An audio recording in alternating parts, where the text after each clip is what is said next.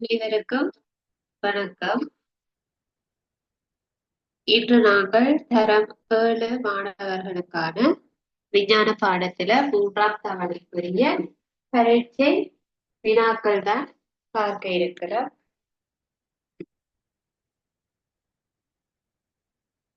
அந்த வகையில நாங்கள் முதலாவதாக பகுதி 1க்குரிய சில வினாக்களை பார்த்துட்டு பகுதி 2க்குரிய வினாக்களுக்கு போகலாம்.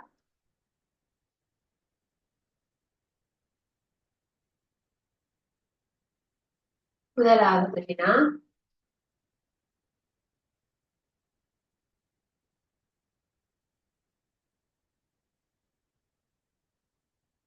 அக்கியொன்றின்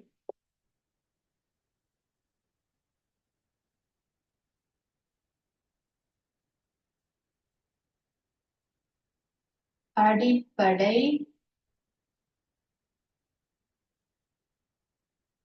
அக்கியொன்றின் அடிப்படை ஆக்க அலகு. அடிப்படை ஆக்க அலகு.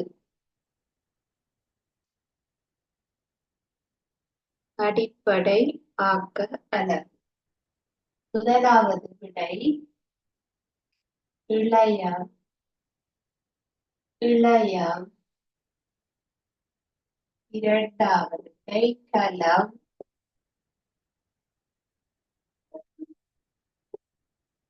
மூன்றாவது விடை அங்கம்.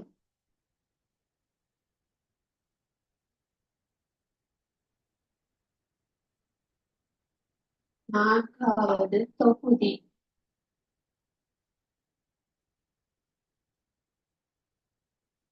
தொகுதி.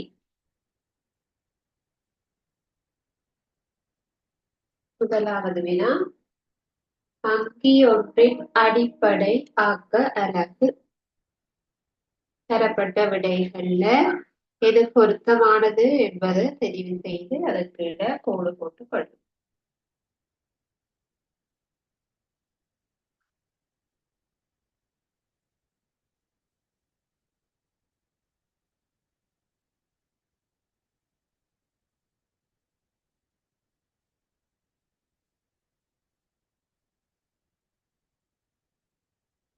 இரண்டாவது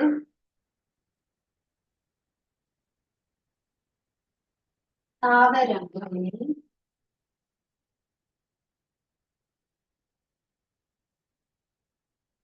தாவரங்களில் நீரை கொண்டு செல்லும்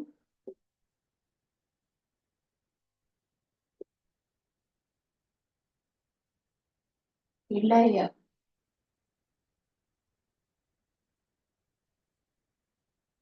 தாவரங்களில் நீரை கொண்டு செல்லும் இளையம். முதலாவது கால். கால் இளையம். இரண்டாவது உரிய. உரிய உரிய இளையம். உரிய இளையம். மூன்றாவது குழாய்.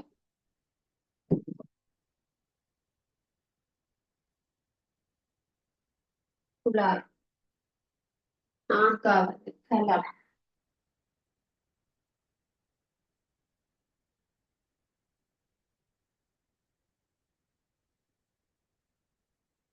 பொருத்தமான விடைக்கு கீழே கோடு போடும்.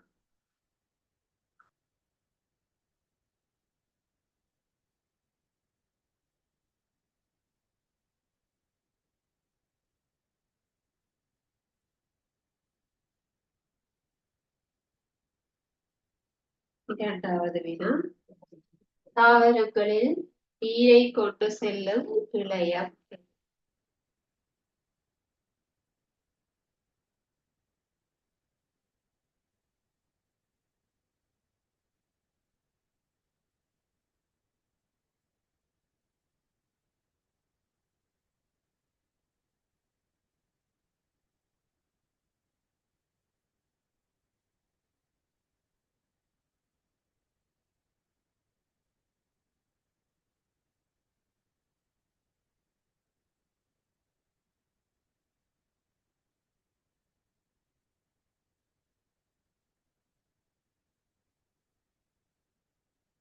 அடுத்தது மூன்றாவது சவிபாட்டு தொகுதியில் சவிபாட்டு தொகுதியில்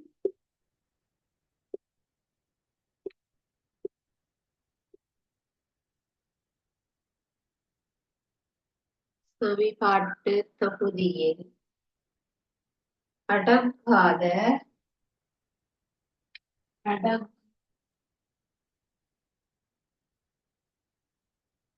சவிபாட்டு தொகுதியில் அடங்காத அங்கம் அங்கம்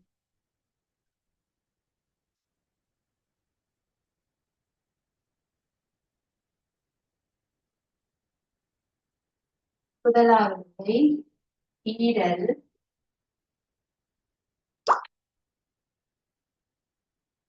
இரண்டாவது விடை வாதநாடி,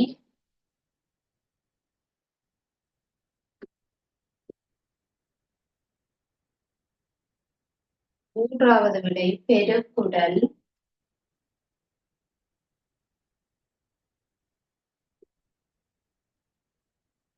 நான்காவது குதம்.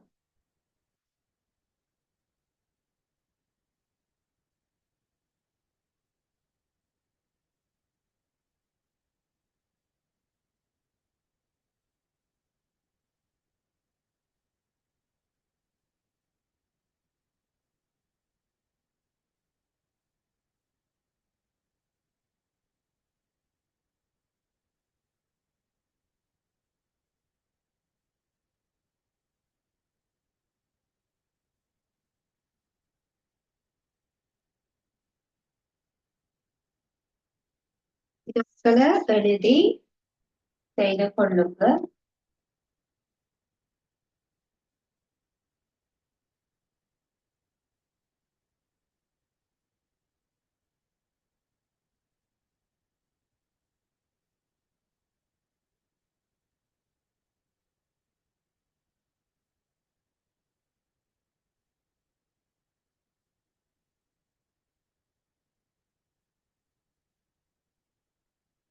முதலாவது அங்கி ஒன்றின் அடிப்படை ஆக்க அலகு.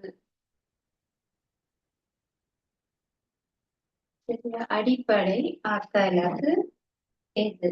அதுல மிகவும் பொருத்தமான விடைக்கு கோடு போட வேண்டும். அப்போ ஒரு உயிரங்கி உருவாகிறதுக்கு மிக அடிப்படையாக ஆகலம் ஒரு சிறிய ஒரு புள்ளியில இருந்துதான் ஒரு மனிதன் உருவாக வேண்டும். அப்ப அடிப்படையான அந்த அழகை எப்படி நாங்க சொல்லுவோம்? பட்டிகளில் ஒழுங்கமைப்பு மட்டம் வந்து கிடைச்சிருப்பீங்க. கலம், இளையம், அங்கம், தொகுதி சேர்ந்து ஒரு அங்கி. அது வந்து ஆக அடிப்படையாக எதுல இருந்து ஸ்டார்ட் பண்ணணும்? தளத்துல இருந்து. கலங்கள் சேர்ந்தால் இளையம் உருவாகும். இளையங்கள் சேர்ந்துதான் அங்கங்களை உருவாக்கும். அங்கங்களை சேர்ந்துதான் ஒரு தொகுதியை உருவாக்கும். தொகுதிகள் பல சேர்ந்த பிறகுதான் முழுமையாக ஒரு அங்கி உருவாகும். ஆகவே எங்களுக்கு இதுல முதலாவது இருந்து தொடங்குது களத்தில இருந்துதான் ஸ்டார்ட் பண்ண. கலங்கள் பல சேர்ந்து இளையங்களை உருவாக்கும். இளையங்கள் பல சேர்ந்து அங்கங்களை உருவாக்கும். அங்கங்கள் எல்லாம் சேர்ந்து தொகுதிகளை உருவாக்கும். சுவாச தொகுதி, சமீபாட்டு தொகுதி, கழிவகற்ற தொகுதி, குருதி சிற்றோட்ட தொகுதி, நரம்பு எல்லாம் சேர்ந்துதான் இந்த தொகுதிகள் நிறைய சேர்ந்த பிறகுதான் ஒரு மனிதன் வருவான். சரியா? அது ஒழுங்கமைப்பு மட்டம். இரண்டாவது வினா. தாவரங்களில் நீரை கொண்டு செல்லுகின்ற இழையம். தாவரங்கள்ல இருக்கக்கூடிய மிக முக்கியமான இழையங்கள்ல ஒன்று கால் இழையம், இன்னொன்று உரிய இழையம். சரியா? அப்ப இது ரெண்டும் தாவரங்களில் இருக்கக்கூடிய மிகவும் முக்கியமான இழையம். அப்ப இதுல நாங்க ஞாபகம் வச்சிருக்க வேண்டிய விடயங்கள் இரண்டு. ஒன்று தாவரங்கள்ல நீரை கடத்துகின்ற இழையம், இன்னொன்று தாவரங்களில் உணவை கடத்துகின்ற இழையம். அப்ப இது இரண்டையும் எவ்வாறு நாங்கள் சரியா இப்ப தாவரங்கள்ல உணவை கொண்டு செல்வது உரிய உணவு உணவு உரியும் பூனா பூனா அப்படி நாங்கள் ஞாபகம் வச்சிருக்க வேண்டும். ஒரு தாவரத்துக்கு தேவையானது சாப்பாடு தண்ணி, உணவு, நீரும். இருக்கிறது ரெண்டு பிரதானமான இழையங்கள், காலம், உரியம். அப்ப உரிய இழையம்தான் உணவை கொண்டு செல்லும். ஆகவே நீரை கொண்டு செல்வது யார்? கால் இலை. கால் இலையம்தான் தாவரங்கள்ல இதை கொண்டு செல்ல போகிறது. கால்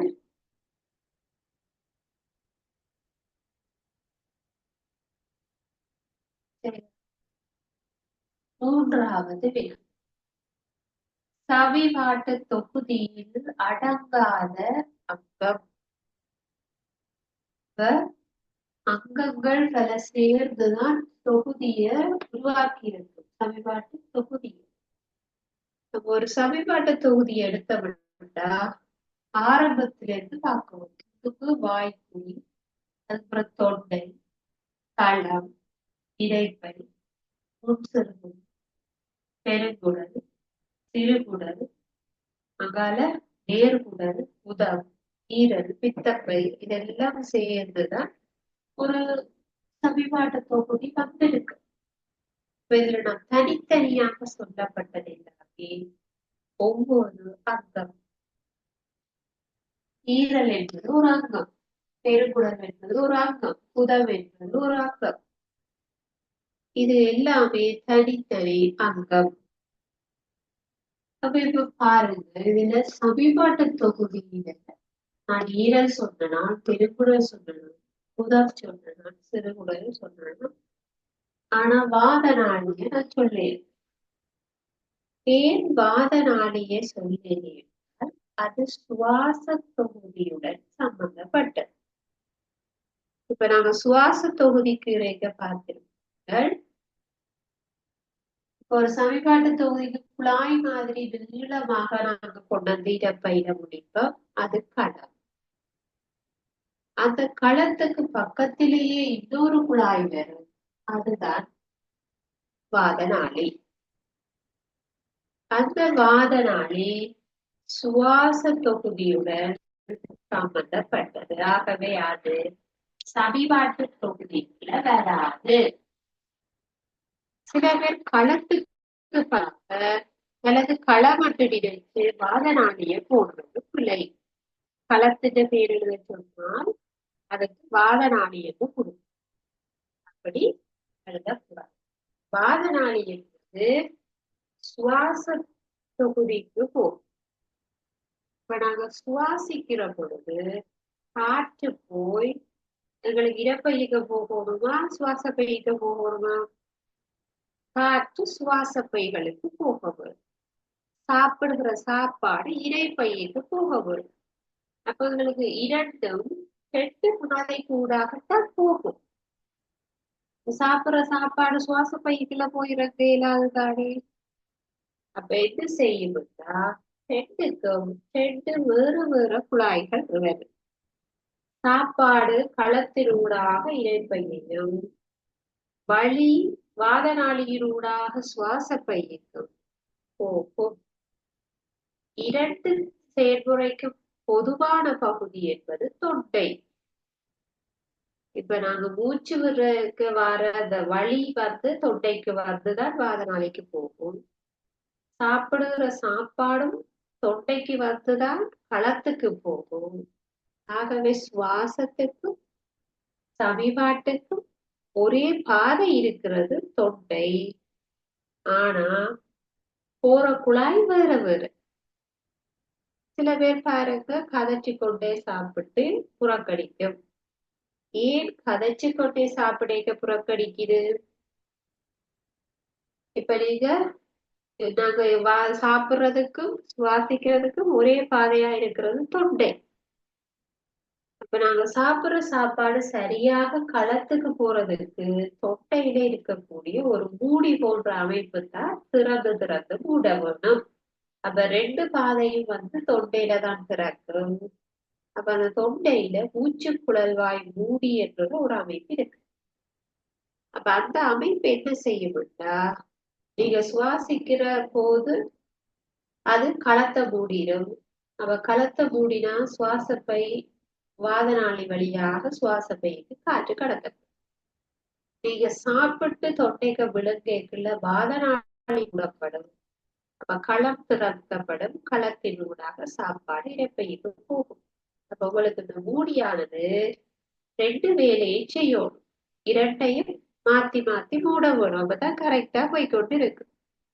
நீங்க கதைச்சு கதைச்சு சாப்பிட்டா அந்த மூடி கதை கேட்க சுவாசி கேட்க மாறி மாறி செய்யக்குள்ள ஒரு சமயம் நீங்க சாப்பிட்டு கொண்டே கதை கேட்கல சாப்பாடு வாதநாளிக்குள்ள போயிட்டா, அதாவது களத்துக்கு போற சாப்பாடு களத்தினூடாக இறப்பைக்கு போக வேண்டிய சாப்பாடு மாறி வாதநாளிக்குள்ள போயிட்டுதா, ஒரு துவளோ ரெண்டு துவளோ சாப்பாட்டு பீஸ் போயிட்டு தந்தால் உங்களுக்கு உடனடியாக புறக்கணிக்கும். அப்ப இந்த சாப்பாடு என்ன செய்யும்? அந்த வாதநாளிட குழாய் நேரங்க மூக்குக்கு தான் சுவாச பையக்கு வாதநாளி மூக்கு குழி எல்லாம் தொழுத்து குழாயா இருக்கு. அப்ப நீங்க புறக்கணிக்க சாப்பாடு மூக்கால வரும். சில பேருக்கு இந்த அனுபவங்கள் இருக்கல.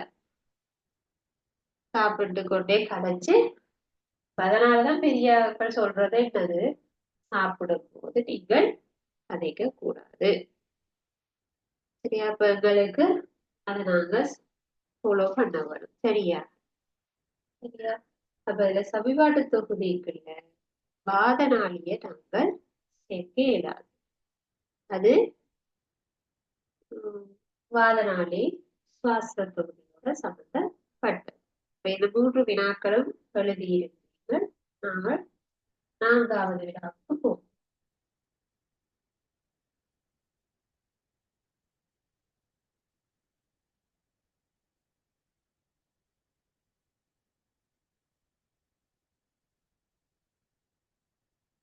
அதாவது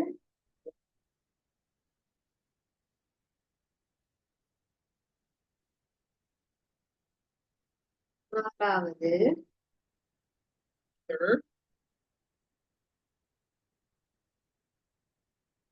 மாறன் மண்டலம்.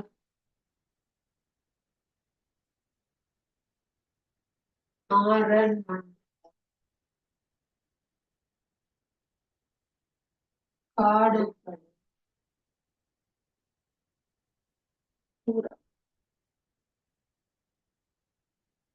மாறன் மண்டலம் காணப்படுகின்ற தூரம், அதாவது எது வரைக்கும் மாறன் மண்டலம் இருக்கு? முதலாவது விடை 10 கிலோமீட்டர். இரண்டாவது 15 கிலோமீட்டர். மூன்றாவது 12 கிலோமீட்டர். 4வது 9 கிலோமீட்டர்.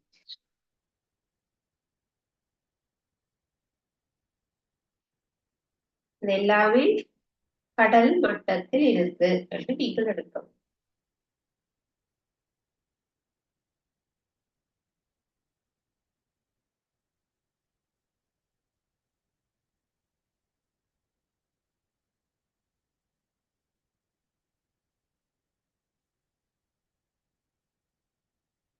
ஐந்தாவது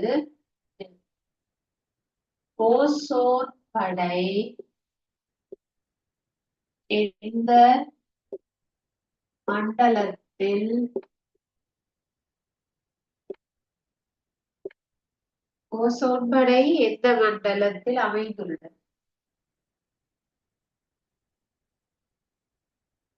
அமைந்துள்ளது. ஓசோன் படை எந்த மண்டலத்தில் அமைந்துள்ளது? அதாவது படை மண்டலம், படை மண்டலம். இரண்டாவது இடைமண்டலம்.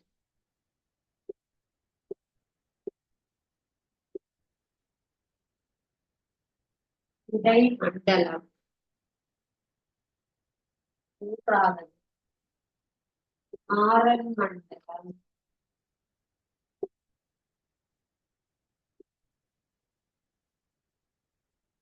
ஆரன் மண்டலம். நான்காவது வெப்பமண்டலம்.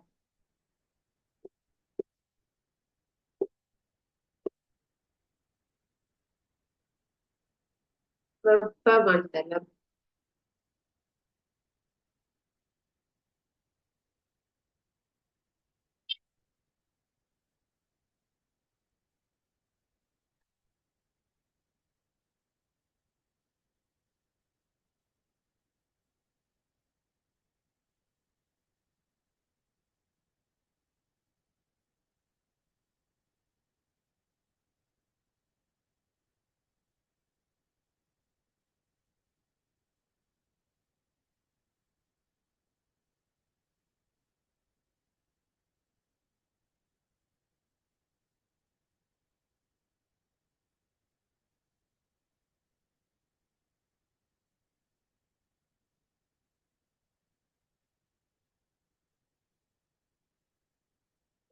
நாலாவது வினா ஆரன் மண்டலம் காணப்படுகின்ற தூரம்.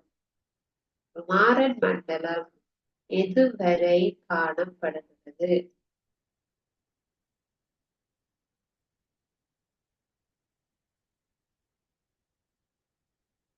ஆரன் மண்டலம் காணப்படுகின்ற தூரம்.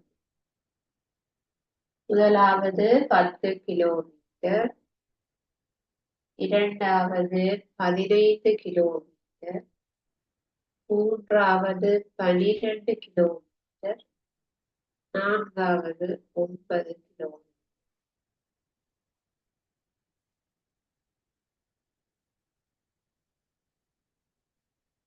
அப்ப இது கடல் மட்டத்தில் இருந்து எவ்வளவு தூரம் என்று கேட்டிருக்கு. இப்ப கடல் மட்டத்தில இருந்து நாங்க பார்க்க வேணும் 15 கிலோமீட்டர்கள். 15 கிலோமீட்டர். துருவ பிரதேசங்கள் என்றால் 8 கிலோமீட்டர்.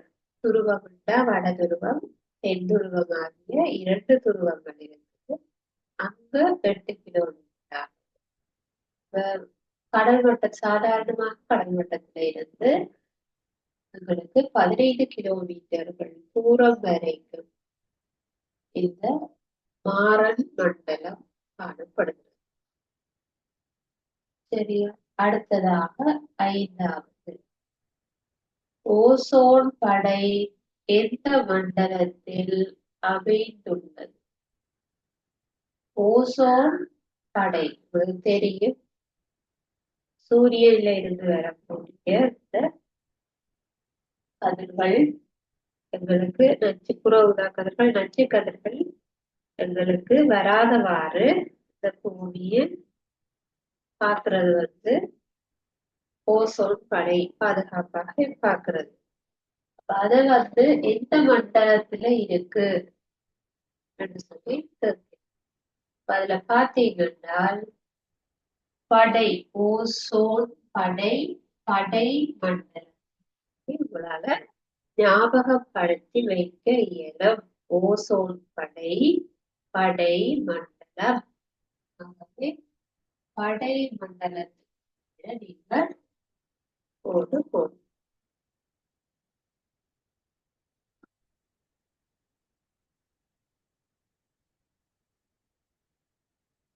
படை மண்டலம்.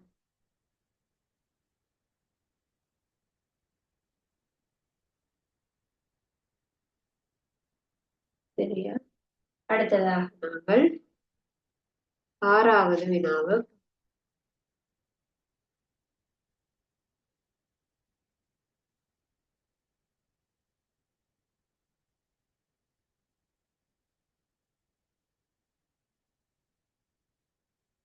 ஆறாவது வினா.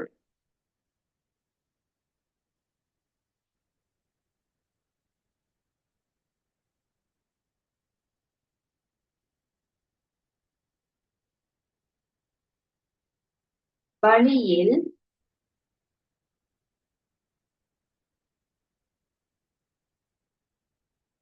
அதிகம்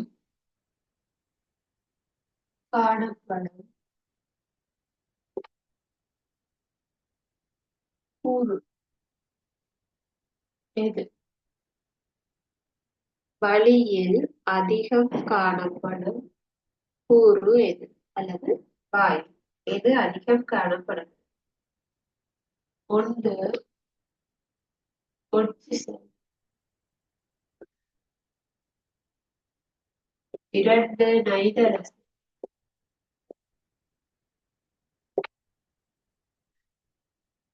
மூன்றாவது இரா,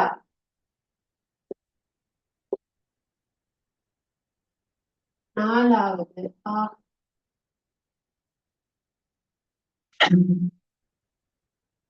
ஆகன் வாயு.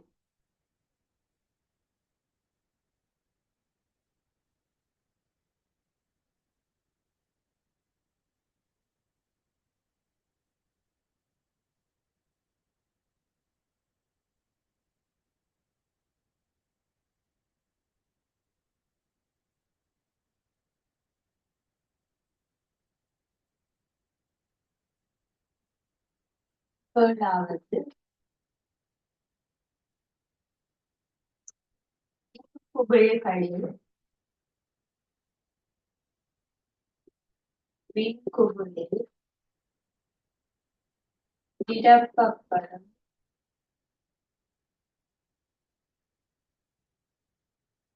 வாயு எது? மின்குமிழில் நிரப்பப்படும் வாயு எது? ஒன்று ஆகன், இரண்டு ஒட்சிசன்,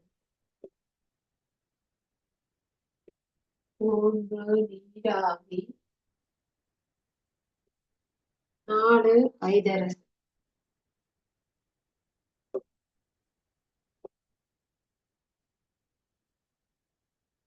ஐதரசன்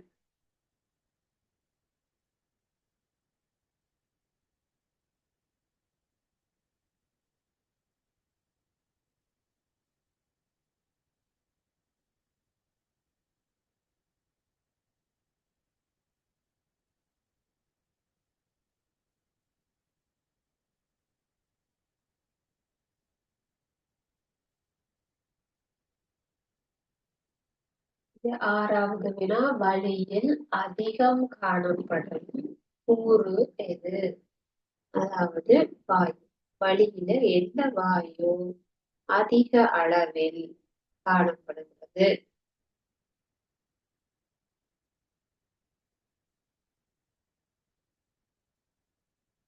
அதிகம் காணப்படும் கூறு எது?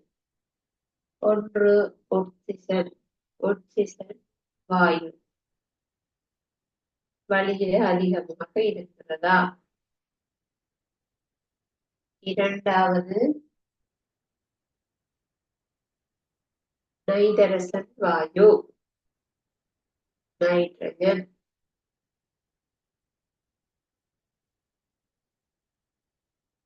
மூன்றாவது நீராவி, நான்காவது ஆகும்.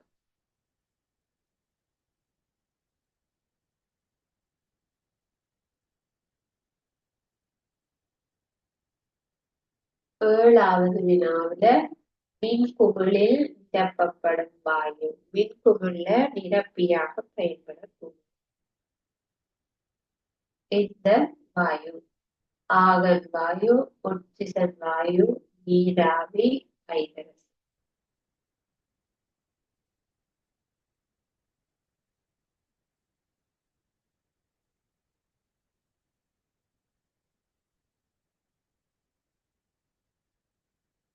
வினாக்களை எழுதியிருப்பீர்கள் என்று நினைக்கிறேன். முதலாவது, வளியில அதிகமாக இருப்பது நைதரசன் வாயு. வளியில அதிக அளவில இருக்கக்கூடியது நைதரசன். கிட்டத்தட்ட 78% நைதரசன் வாயு இருக்கு. 78% சொல்லுவோம். முக்காவாசி நைதரசன் வாயு தான் இருக்குது. நாங்க சுவாசிக்கிற ஒக்சிஜன் 21% தான் இருக்கு. 21%. சுவாசத்துக்கு தேவையான வாயு கொஞ்சமாக இருக்கிறது, நைதரசன் அதிகமாக இருக்கு. ஏனைய வாயுக்கள் 1% இருக்கு. பாகன் வாயு, நீராவி போன்ற ஏனையவை வேற குறைவாக இருக்கு. அப்ப அது அதிகமாக இருக்கக்கூடியது நைதரசன். 7வதுல மின்குமுள்ள நிரப்பியாக இருக்கக்கூடியது. அவங்களுக்கு ஒன்றோடையும் தாக்கம் புரியக்கூடாது. பெரும்பாலும் தாக்கம் அடையாம அப்படியே இருக்க முடியும். அவங்களுக்கு தாக்கம் இல்லாம இருக்கிறது விழுமிய வாயுன்னு சொல்லுவோம். தாக்கம் இல்லாட்டிக்கு அது விழுமிய வாயு. விழுமிய வாயுக்கு உதாரணம் அவர்கள் தந்த விடையில ஆவன். மிச்சம் ஒன்றும் விழுமிய வாயு இல்லை. அப்ப இந்த ஆகன் வாயு மின்குமிழ்கள்ல நிரப்பி வாயுவாக பயன்படுத்தப்படும். அப்ப இந்த இரண்டுக்கும் விடையளித்திருப்பீர்கள் என்று நினைக்கிறேன். அடுத்ததாக நாங்கள் சில பகுதி 2க்குரிய வினாக்களை பகுதி 2க்குரிய வினா.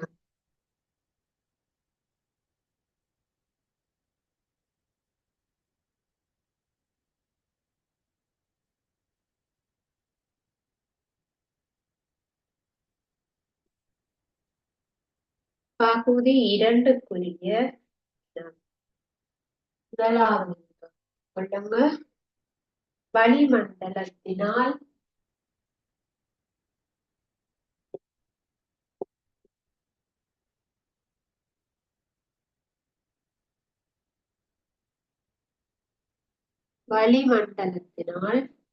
கிடைக்கும்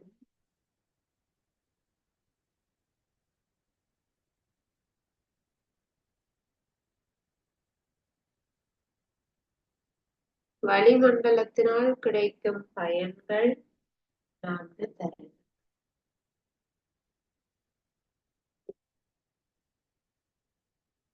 வளிமண்டலத்தினால் கிடைக்கும் பயன்கள் 4 தரும்.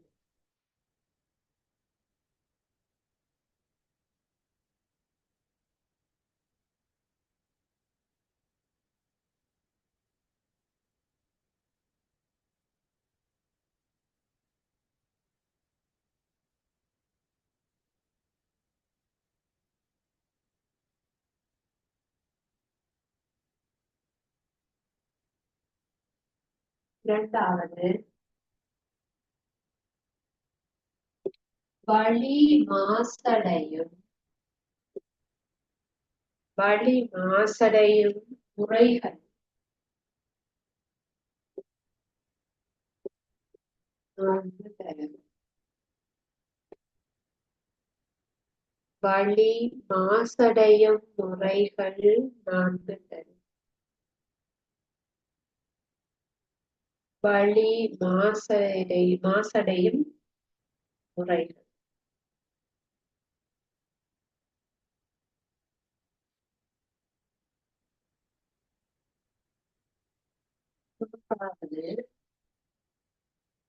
வளி மாசடைவதால்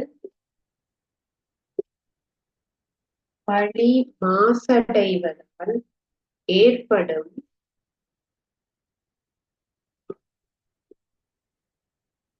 பாதகமான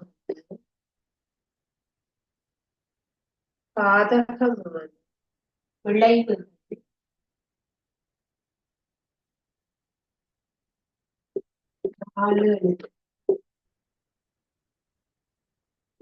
பாதகமான விளைவுகள்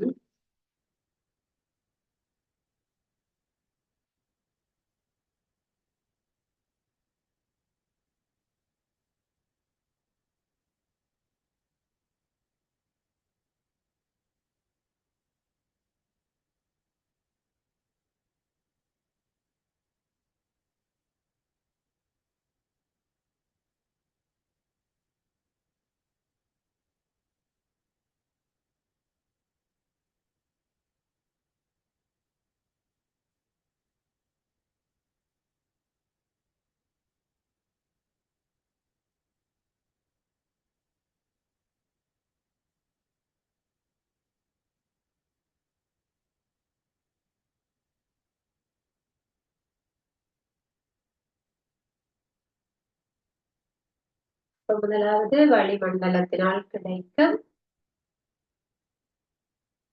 மண்டலத்தால கிடைக்கக்கூடிய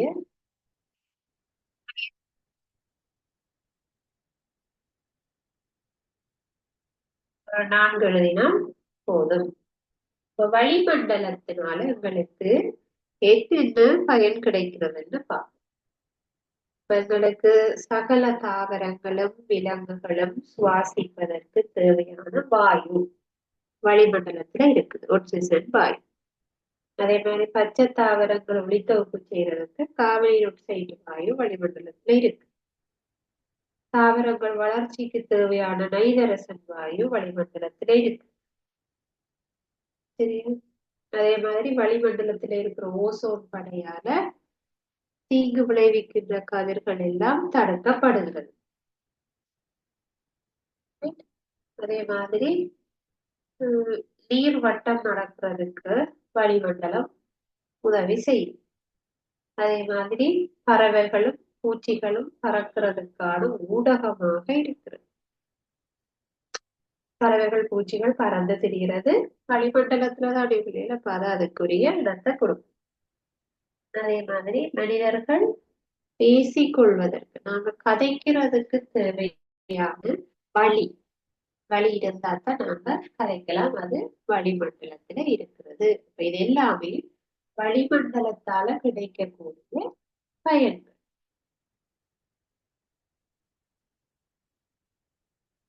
அவற்றை நீங்க எழுதி கொள்ளலாம். பாட புத்தகத்திலேயும் அதுக்குரிய விடைகள் இருக்கிறது. நீங்க வீட்டை போயிட்டு மாறுதலா எழுதுறாக்கள் எழுதி முடிச்சு கொள்ளுங்க. இல்லாட்டிக்கு நீங்க வீட்டை போய் எழுதி கொள்ளுங்க. இரண்டாவது, வழி மாசடையக்கூடிய முறைகள். வழி மாசடைகிறது என்றால் வாகனங்களினுடைய எரிபொருள் தகனம் மூலம் வெளியிடக்கூடிய வாயுக்கள் வழிய மாசடையும். தொழிற்சாலைகள்ல அல்லது மின் உற்பத்தி நிலையங்கள்ல இருந்து வெளியேற்றக்கூடிய கழிவுகள் அது வளிமண்டலத்தோட சேரைக்குள்ள அது எங்களுக்கு மாசு. அதே மாதிரி குப்பைகளை எரிக்கிற சத்தம், காடுகளை அழிக்கிற சத்தம், எரிமலைகள் வெடிக்கிற சத்தம், இது எல்லாத்தாலையும் வளிமண்டலம் மாசடை. வளிமண்டலம் மாசடை. இதுல ஏதாவது நாலு எழுதலாம். காடுகளை அழிக்கிறது, எரிமலை வெடிக்கிறது, குப்பைகளை எரிக்கிறது, தொழிற்சாலைகள்ல இருந்து கழிவுகள் வெளியேற்றப்படுவது, வாகனங்களினுடைய எரிபொருள் தகனத்துல வெளியேற்றப்படுகின்ற வாயு வளிமண்டலத்தோடு சேர்ந்து மாசடையும். சரியா? அப்படி வழிய மாசடைகிறதுனால ஏற்படக்கூடிய பாதகமான விளைவு. அப்ப இவை வழியில கலந்து வழி மாசடைஞ்சா என்ன நடக்கும்? சரியா? வழி மாசடைஞ்சா காலநிலையில மாற்றங்கள் ஏற்படும். பருவ காலத்துல மாற்றங்கள் உண்டாகும். அதே மாதிரி சுவாசம் தொடர்பான சில நோய்கள் ஏற்படுறதுக்கு வாய்ப்பு இருக்கு, நுரையீரல் சார்ந்த நோய்கள். அதே மாதிரி அமில மழை பெய்யுது. வளிமண்டலத்துல அதிகம் அமில வாயுக்கள் கூடிட்டுதுன்னா அது மழை பெய்யக்குள்ள கரைந்து அமில மழையாக பெய்யும். அதே மாதிரி சூழல்ல வெப்பநிலை அதிகரிக்கும். அதே மாதிரி வழி வந்து ஒரு தெளிவில்லாம ஊடு காட்டுற இயல்பு குறையும். அதே மாதிரி இந்த வழி மாசடைகிறதுனால எங்களுக்கு சூழல்ல நிறைய பிரச்சனைகளை சந்திக்க வேண்டி ஏற்படும். வளிமண்டலம் மாசடைகிறதுனால குறைக்கிறதுக்கு என்ன செய்யலாம்? எரிபொருள் சுவட்டு எரிபொருள் பாவனையை குறைக்கப்படும், வாகனங்கள்ல பாவனையை குறைக்கும். அதே மாதிரி சூழலுக்கு நேயமான வாகனங்களை பயன்படுத்த வேண்டும். தொழிற்சாலையிலிருந்து வெளியேற கழிவுகளை முறைப்படியாக நாங்கள் அகற்ற வேண்டும். குப்பகூலங்களை எரிக்கிறதுக்கு பதிலாக மீள் சுழற்சி செய்துக்கலாம். காடுகளை அழிக்காம அதை பாதுகாக்கலாம் அல்லது மீண்டும் நாங்கள் காடுகளை உருவாக்கலாம். சரி, அப்ப இந்த மாதிரி நாங்கள் செய்யல சூழல் பாதுகாப்பானதாக இருக்கும். இப்ப இன்றைய வகுப்புல நாங்கள் 3ஆம் தவணை பயிற்சிக்குரிய சில வினாக்களைத்தான் பார்த்திருக்கிறோம். இந்த வினாக்கள்ல உங்களுக்கு ஏதாவது சந்தேகங்கள் இருந்தால் நீங்க கேட்கலாம்.